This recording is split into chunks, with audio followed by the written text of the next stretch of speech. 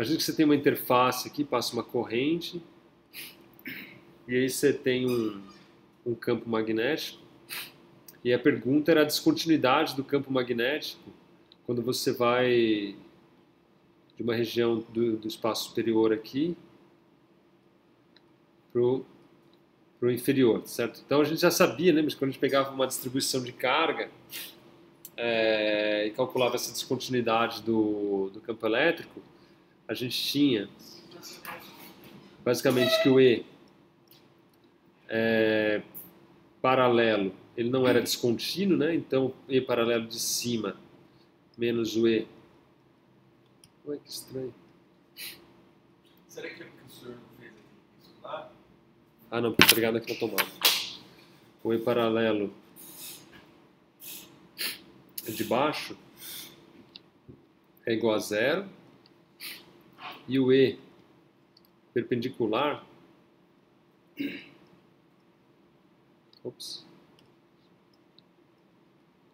de cima menos o de baixo tinha uma descontinuidade de sigma epsilon zero. O campo elétrico, a gente já fez na aula passada aí, a gente mostrou que é ao contrário.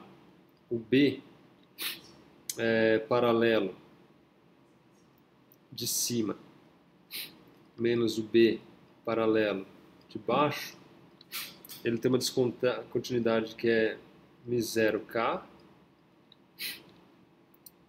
e o B perpendicular de cima menos o B perpendicular de baixo, a descontinuidade era zero. E a gente queria explorar a descontinuidade do potencial vetor. Então o potencial vetor ele tem uma descontinuidade na derivada, ele é contínuo tanto na parte paralela quanto na perpendicular, né? Então a equação 575 do livro, você vê que o A de acima é igual ao A de abaixo, mas você tem uma descontinuidade na derivada, você tem que a derivada, né, que é a equação 576 do livro, do A de cima, del N, menos o del A de baixo, del N, é igual a menos μ0k. Essa descontinuidade. Foi isso que a gente começou a tentar mostrar na aula passada. Isso aqui é igual, tá?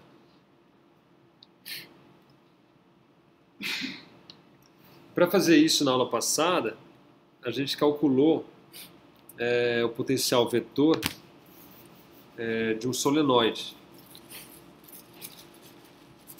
Foi de solenoide? Deixa eu livrar só, para ver se foi de solenoide. Ah, não, desculpa. A gente calculou de uma esfera em rotação. Então, se você olhar aqui nas aulas anteriores, a gente pegou, fez toda a conta aqui de uma esfera uniformemente carregada. Ela está rodando tipo com um spin, né, em torno dela lá, em torno do seu eixo. E a gente calculou esse potencial vetor através da equação que relaciona o potencial vetor com a densidade superficial de corrente, que está aqui, através dessa equação aqui. A gente tem a relação da densidade de corrente com a velocidade que ela roda, a gente pegou e escreveu a velocidade em termos da velocidade angular, fez toda a conta aqui e calculou, então, o potencial. Então está aqui o potencial, tanto na região interna quanto na região externa. O que a gente vai fazer agora, então, é calcular essas derivadas e tomar a diferença para a gente verificar esse resultado aqui, que ela dá de 0k.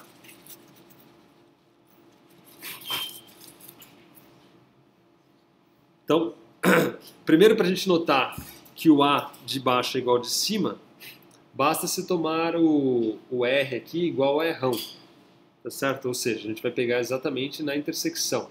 Ou seja, esse R aqui a gente vai substituir por R'ão. E aí você vê que dá certo, tá vendo? Porque esse R ao cubo aqui, cancela com esse R à quarta, fica um R na parte superior aqui. Então você nota que o A de cima é igual ao A de baixo, tá certo? Basta se substituir nessa expressão aqui, R igual a Rão.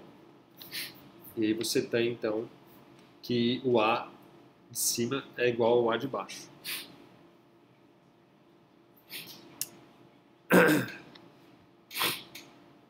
Nesse caso, então, você vai encontrar que o A de R é igual a μ0 Rão sigma sobre 3 ômega Rão, né? Basicamente, vezes seno do ângulo entre o ômega e o Rão, seno de φ.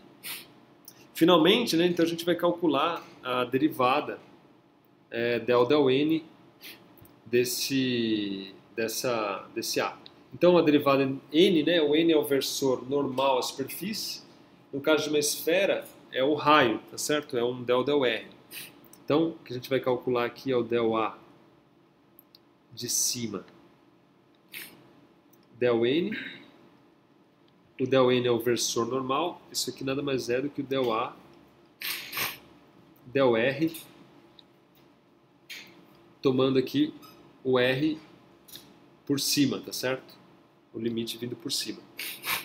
Se você fizer essa conta aí, você vai encontrar, basta olhar na resposta lá, que isso é igual a μ0 R à quarta sigma ômega sobre 3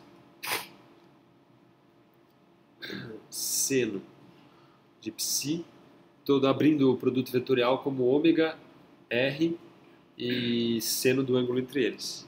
E aqui aparece um del R de 1 sobre R. É 1 sobre R ao quadrado, desculpa, que é o termo que tinha lá.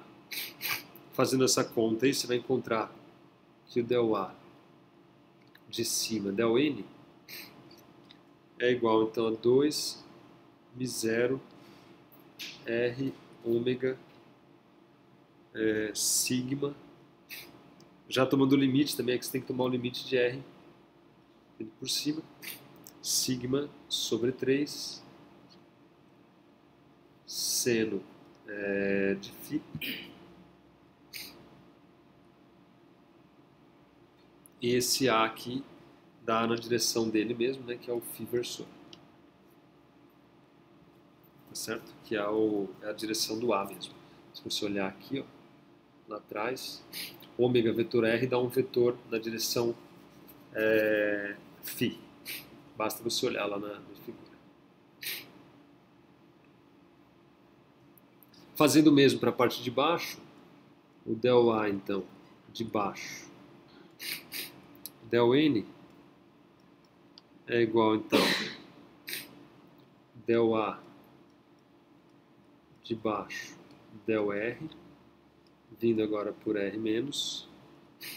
Isso aqui, se você fizer a conta, basta se olhar lá no nosso resultado, você vai enxergar isso diretamente, da R sigma ômega seno de π sobre 3 a direção φ versor. Se você tomar essa diferença agora, tomando a diferença,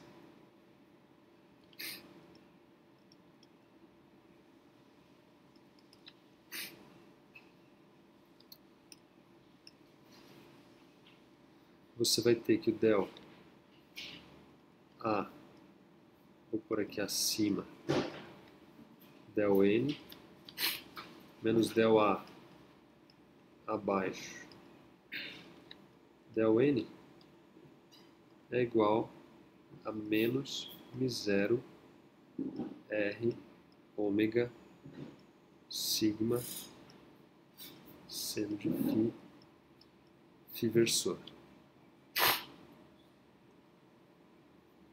Por sua vez, né, o μ0K, que é a resposta, ele é igual, então, a μ0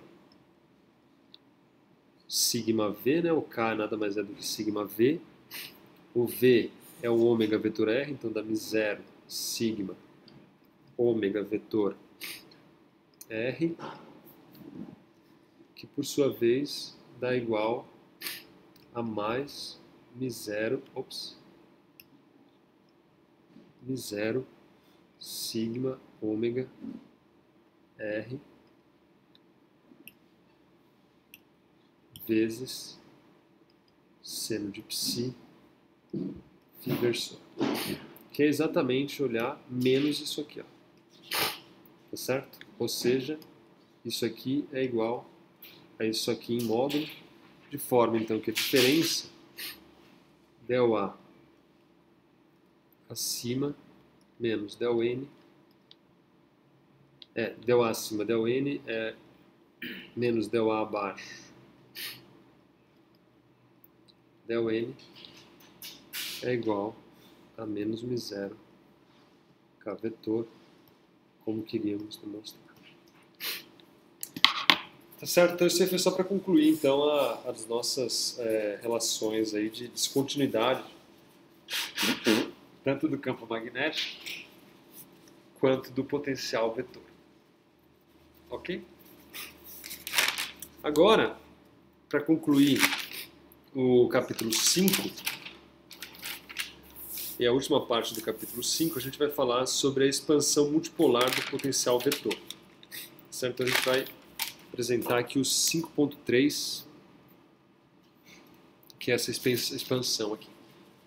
Aqui ele usa a expansão em série e tudo mais. Eu vou fazer de fato a expansão como deve ser feita, sem me preocupar em escrever isso como uma expansão aí, em termos do polinômio. Ok? Então vamos lá. Então, para concluir o capítulo 5, a gente tem então o 5.4.3, que é a expansão multipolar do potencial vetor.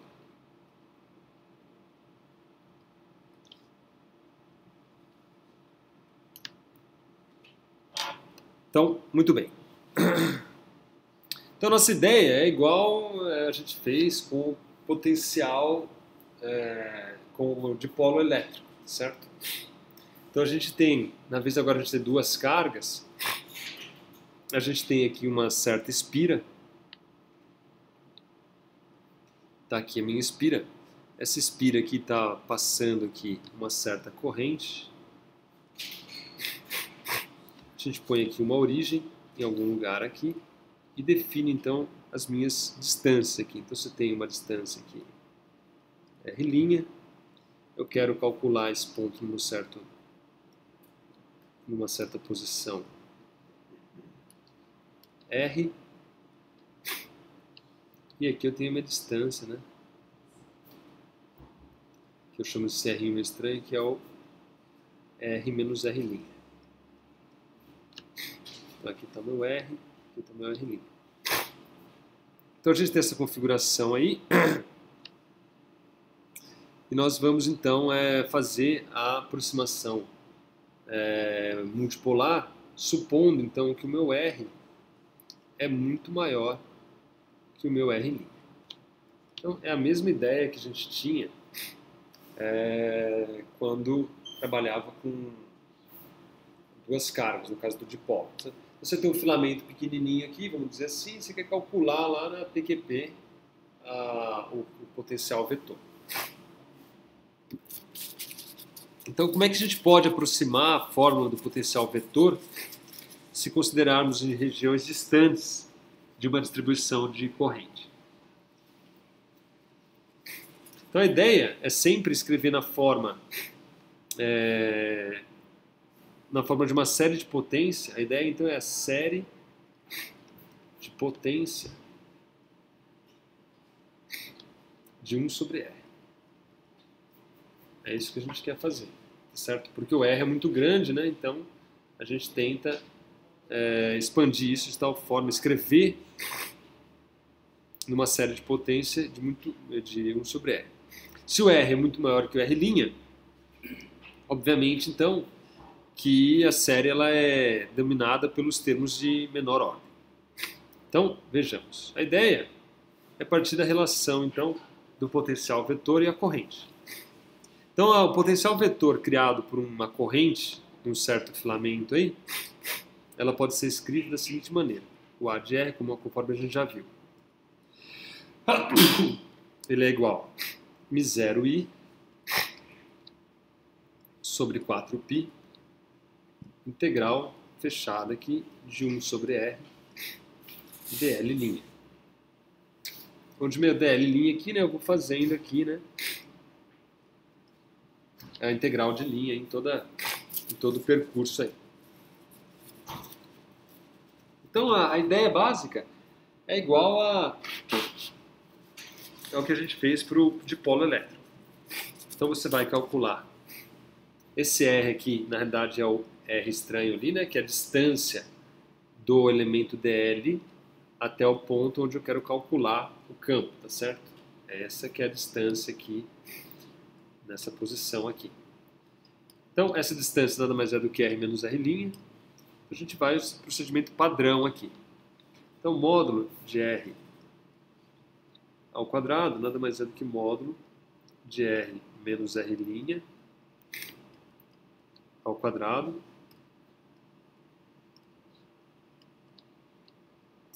Isso aqui dá a lei dos cossenos, né, que é o R menos R', produto escalar com R menos R'. Tudo isso aqui, não, só isso mesmo, não tirei a raiz, né? Isso aqui é igual, então, ao módulo de R ao quadrado mais o módulo de R' ao quadrado menos 2R, R' cosseno de θ. Ou ainda, você pode colocar o R ao quadrado em evidência. Você vai ter que o módulo de R ao quadrado, então, é igual a R ao quadrado, que multiplica 1 mais R' sobre R ao quadrado, menos 2 R' sobre R, cosseno de θ', que é cosseno de θ'. Tá certo que o ângulo que eu chamei aqui de θ'. Esse aqui é o meu θ'.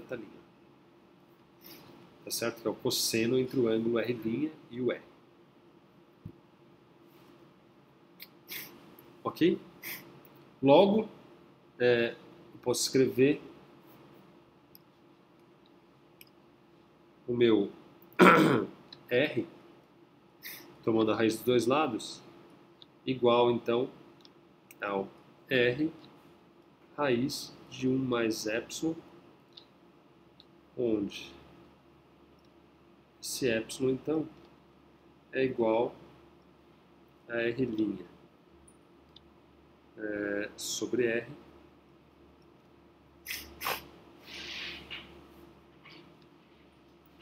que multiplica R' sobre R menos 2 cosseno de θ'.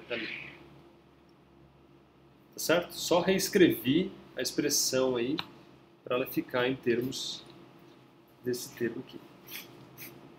Como o R é muito maior que o R', o epsilon é muito menor do que 1. O que então faz com que nós possamos expandir, né, esse termo 1 mais epsilon elevado a menos meio, né, numa expansão binomial, certo? Então, note que nossa expressão do potencial ela depende de 1 sobre R, tá certo? Ela depende de 1 sobre R, aqui, ó. Beleza? Então, o que a gente faz aqui é escrever, então, 1 sobre R é igual a 1 sobre R', 1 mais epsilon elevado a menos 1. E a gente vai expandir, então, esse 1 mais epsilon elevado a menos 1. Então, 1 mais epsilon elevado a menos 1 nada mais é expansão binomial, dá 1 menos 1/2 de epsilon mais 3/8 de epsilon ao quadrado menos 5 sobre 16 epsilon ao cubo e assim por diante, e mais ordem superior. De forma, então, logo, o meu 1 sobre R é igual a 1 sobre R. Agora já expandindo aproximadamente, né? Isso aqui não é igual, é aproximadamente, a 1 menos 1 meio de epsilon mais 3 oitavos de epsilon quadrado menos 5 sobre 16 epsilon ao cubo mais termos de ordem superior. Substituindo o epsilon agora, né, que a gente definiu aqui, ó, tá aqui, só substituindo esse valor aqui, então substituindo o meu epsilon,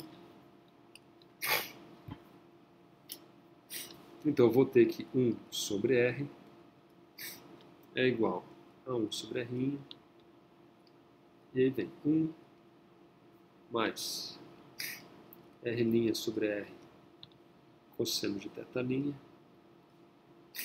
mais R' sobre R ao quadrado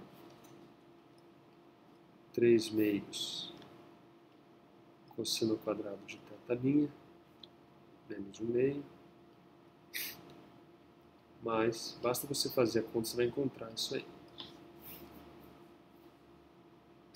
Então, substituindo 1 sobre R no potencial vetor agora, o potencial vetor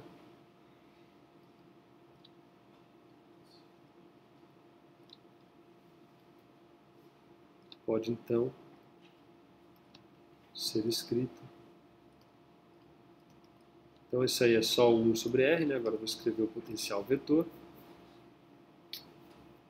Então ele vai ser igual ao meu A de R aqui, é igual μ0 I sobre 4π, e aí entram todos os termos, fica 1 sobre R, integral de dl' mais 1 sobre R ao quadrado, integral R' cosseno de θ' dl' mais 1 sobre R ao cubo, integral R' ao quadrado 3 meios cosseno de θ' menos 1 meio dl'.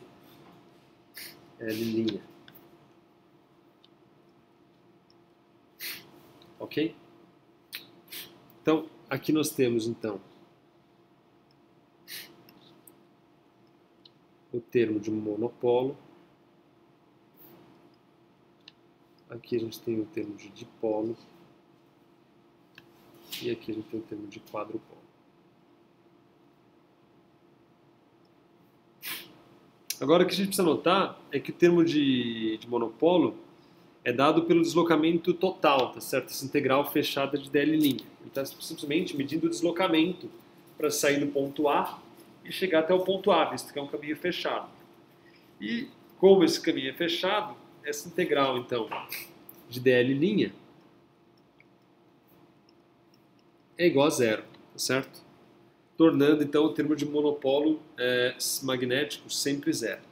Então, esse é o primeiro resultado importante. O termo de monopolo magnético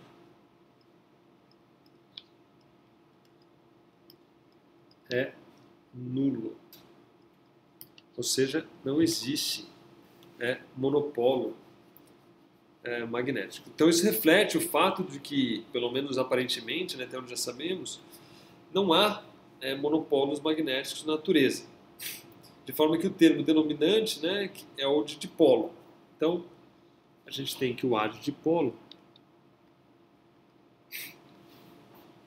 em R, que é o termo mais dominante,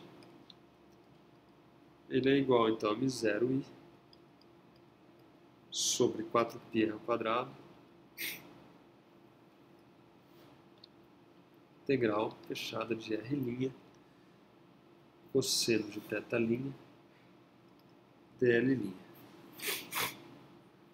que pode ser reescrito em termos do R versor, ele é igual a m0i sobre 4π r ao quadrado integral de R versor produto escalar R'. Isso aí vai te dar o cosseno de θ', né, porque é o R versor. Isso aí, dl'.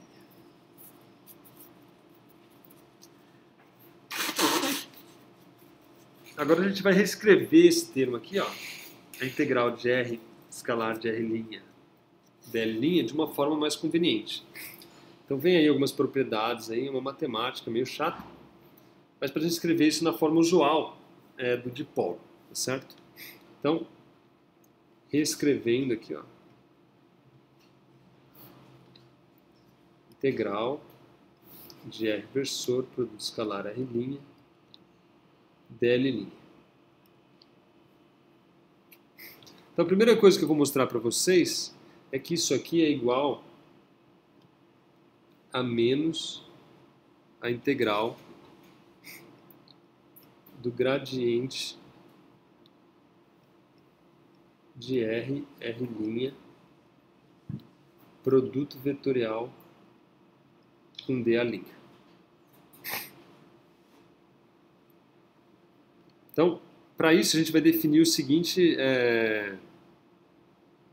vetor. Então, ó, definimos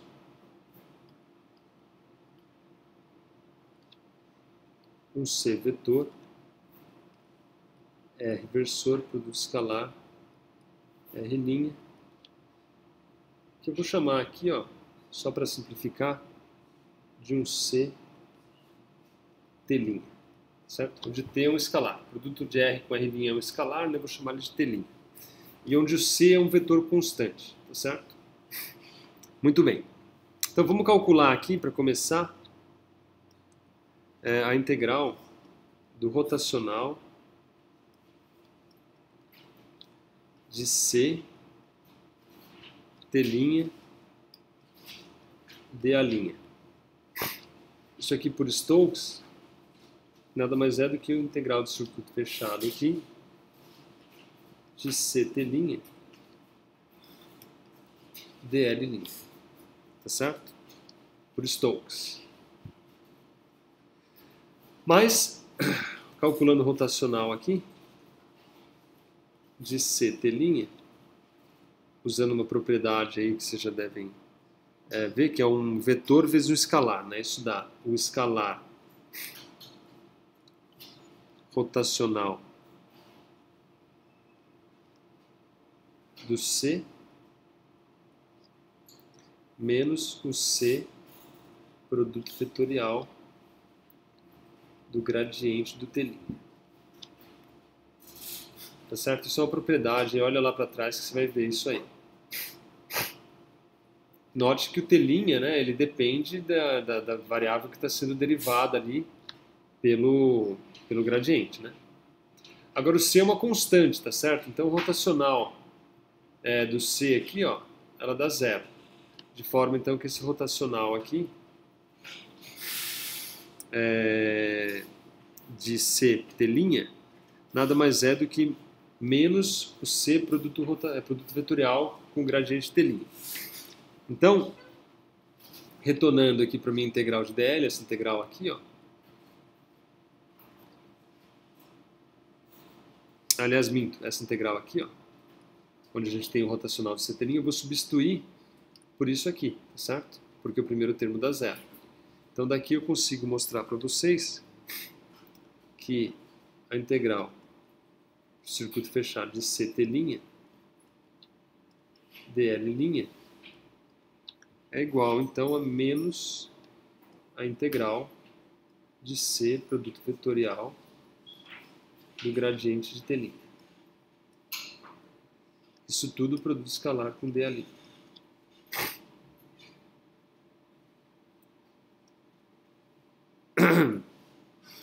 Agora aqui, ó, a gente pode usar a permutação cíclica. Se vocês se lembrarem, você tem A produto vetorial B escalar com C você pode escrever isso utilizando uma permutação cíclica, de forma que isso aí fica A, por exemplo, produto escalar B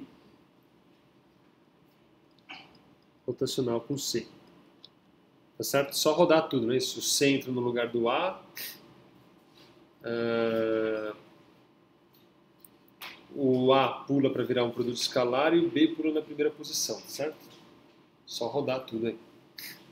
Então, se fizer isso e nesse elemento aqui, ó, você vai observar então que a integral de C', aliás, desculpa, de C, T' escalar com dl'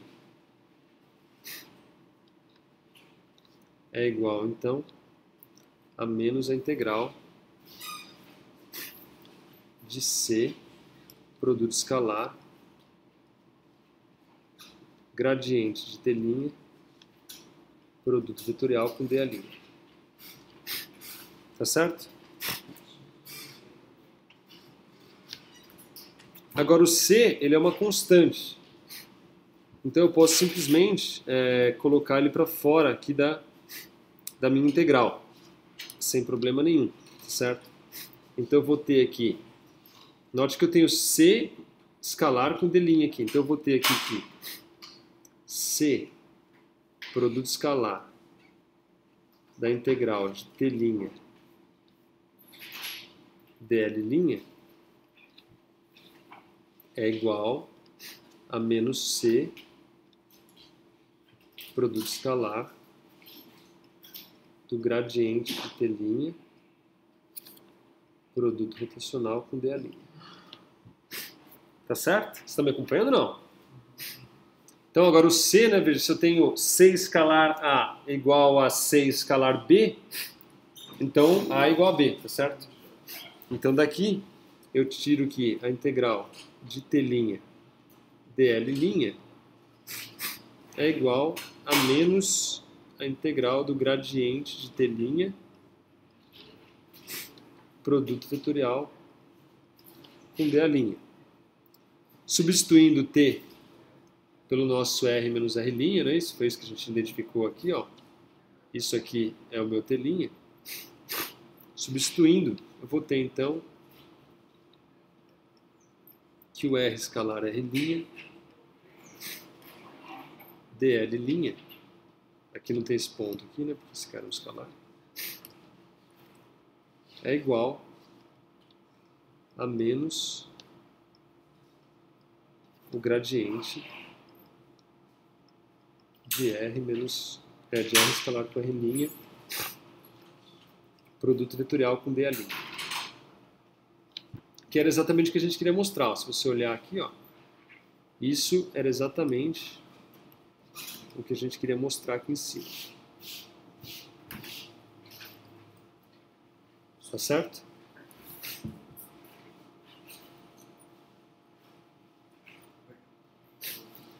Então note que agora a gente pode pegar o A aqui, o nosso A de dipolo. Isso aqui é o nosso A de dipolo, não é isso? A gente vai trocar essa integral aqui por essa integral aqui, sem problema nenhum, certo? Então, a gente conseguiu mostrar a nossa identidade. Agora, só para a gente reescrever aqui para ficar claro, então vamos lá, só para... Então a gente tem aqui, ó, o A é m0i sobre 4πr ao quadrado.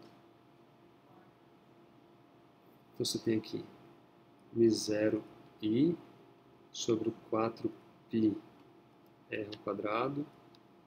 Isso aqui é meu A de polo de R, tá certo? Tem aquela integral lá. Eu vou substituir aqui por menos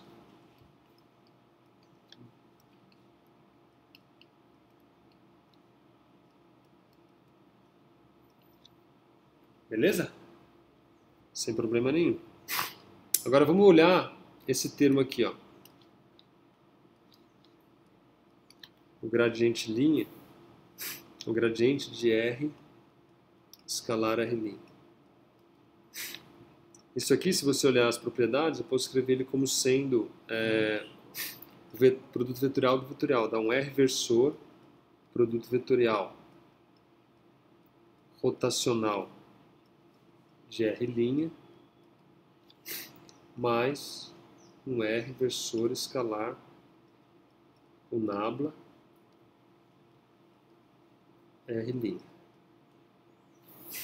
Mas se você lembrar lá a gente já fez isso, o rotacional de R' é igual a zero. Pode ver lá, você vai ver, porque vai ter as derivadas só cruzadas. Você tem del y da componente RY. E o RY é y versor, então dá zero. Mas como você não tem del x do Rx, né, então isso aí vai dar zero. E se você expandir esse termo aqui, ó, basta você abrir. Escreve o R como x versor mais y versor z versor, o R' como x versor, você vai abrir, se você fizer as contas, você vai encontrar que o R versor nabla linha aplicado em R' nada mais é do que o próprio R versor. Certo? Essa derivada aqui no fundo vai dar, quando você fizer o produto escalar e depois derivar, vai dar 1. Então, substituindo basicamente isso aqui pelo meu R versor, ó, isso aqui basicamente é o meu R versor. Então eu tiro que o A de dipolo aplicado em R é igual a μ0i sobre 4π R ao quadrado, integral fechada de R escalar R' dl', que por sua vez então é igual a menos R versor produto vetorial de dA'. Note que o R versor eu posso tirar, porque ele não depende do linha, né? O R versor ele é só a posição, ele é fixo, né? Constante, aponta na direção onde eu quero calcular o campo. μ0 i sobre 4π R ao quadrado. Chamando agora m de i integral dA', temos, então aí tem a forma mais conhecida do dipolo na posição R. Tem o sinal menos, então eu vou trocar a ordem aqui, ficaria R versor produto vetorial M, não ficaria? Então eu vou escrever isso aí como se μ0 sobre 4π M produto vetorial R versor sobre R ao quadrado. Onde o M é o momento de dipolo magnético.